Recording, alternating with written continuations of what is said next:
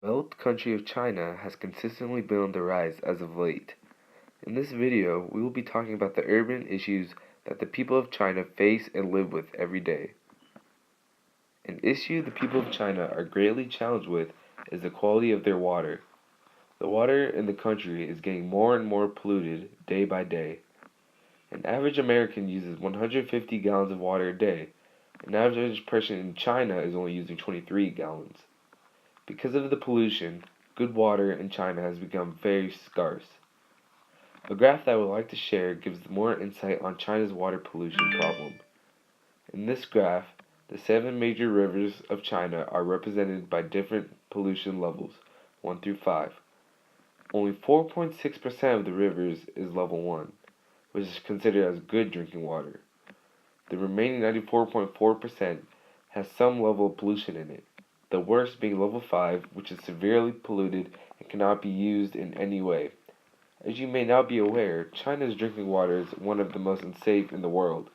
This statement may sound quite astonishing due to the fact that China's economy has definitely been booming lately. So if they have been making so much money, then they must have a good drinking water, right? This is wrong. One of the many reasons why China's water is so polluted is because of their methods of helping their economy. One being factories. The factories are dumping their waste into rivers. The waste then seeps into the groundwater, which is where the majority of drinking water is taken from. The expansion of more structures like skyscrapers will only lead to the pollution and waste of the water in the country. So what has the country done to help its water problem? The Chinese government has allocated over 18 billion yuan, which is $2.17 billion, in order to build 800,000 drinking water projects in rural areas since 2000. The ultimate goal for the government is to provide safe drinking water to every rural family by 2020. I would now like to pass it on to my colleague Edward. What is another urban issue, Edward? Another issue that the people of China face is the wealth inequality between people living in urban areas and people living in rural areas. The trend is that in rural areas there's an increase of poverty while there's a decrease of income. In contrast, urban areas are having a decrease of poverty and an increase of income. One stat that I found interesting was about 50.3% of China's mainland population lives in rural areas. So basically, half of the Chinese people still live in rural areas, even though there has been an increase of urbanization rates. Another interesting fact that I found was that rural residents had an average capita of 5,900 yuan, which is $899, while an average capita for urban residents is 19,100 yuan, which is equivalent to $2,999.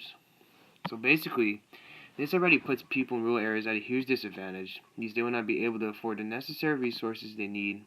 In addition, people in rural areas will have less opportunity than people living in urban areas because of their economic circumstances. Right now, China is doing its best to trying to reduce the wealth inequality. Their main goal is to have 40 million residents get out of poverty. One thing that they plan to do is increase minimum wage in most part of the country by 40%.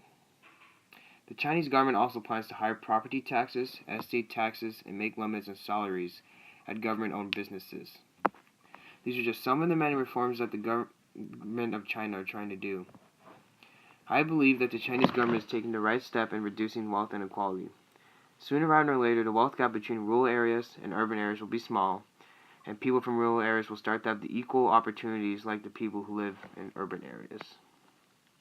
To conclude, these were just some of the many urban issues that the people of China face. However, China is heading in the right direction because the government are enacting plans and reforms that will decrease their urban issues. This slide right here is all of our citations that we use for our research. And that concludes our presentation. Thanks for listening. Thank you, and have a great day.